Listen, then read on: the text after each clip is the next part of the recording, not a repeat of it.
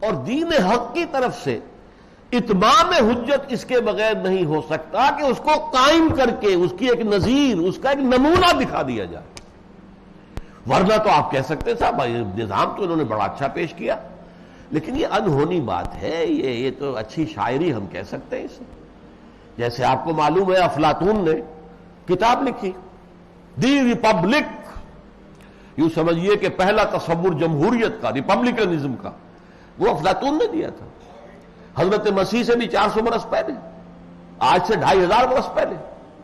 لیکن اس ریپبلک، وہ کتاب تو ہے آج تک زندہ ہے. اس کا مطلب کتاب اتنی وقی ہے، زوردار ہے، مدلل ہے کہ وہ 2500 سال تک زندہ ہے، موجود ہے دنیا میں.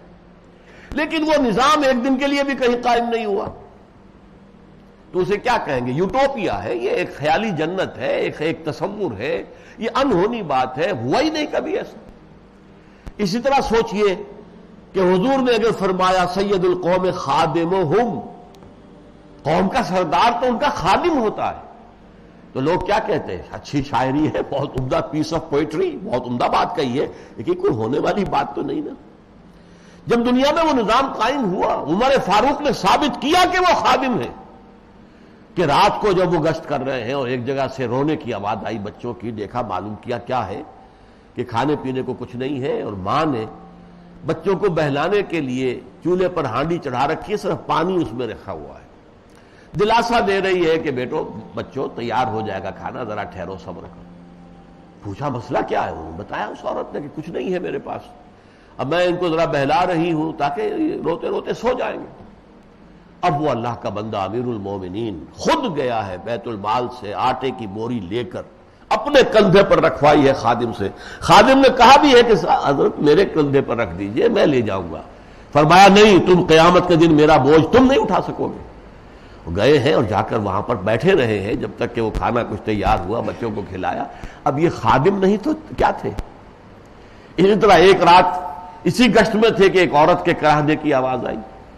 پتہ کیا کہ کوئی خاتون ہے، درد ذہن میں مبتلا ہے، اور کوئی اٹینڈ کرنے والی، کوئی خاتون، کوئی رشتہ دار اس کے پاس نہیں، تنہا ہے.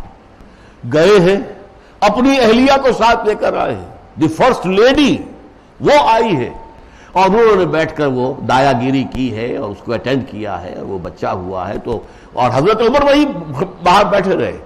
جب اس نے خوشخبری دی ہے کہ امیر المومنین خوشخبری بیٹا ہوا ہے، تو یہ کام کون کر رہا تھا؟ خلیفہ. یہ خلیفہ کے کرنے کے کام ہے، یہ خادموں کے کرنے کے کام.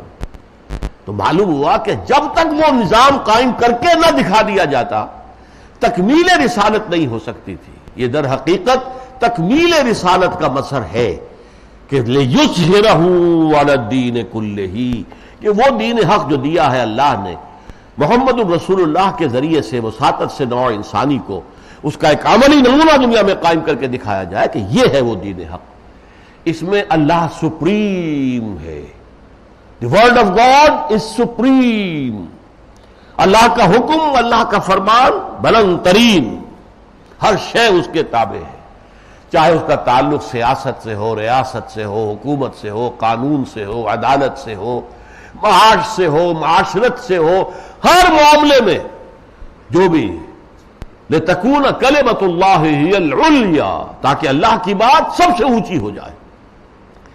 یہ ہے مقصد بعثت محمد الرسول اللہ صلی اللہ علیہ وسلم کا. هو الذی ارسل رسولہ بالہدی ودین الحق لیظہرہ علی الدین کلہ ولو کرہ المشرکون.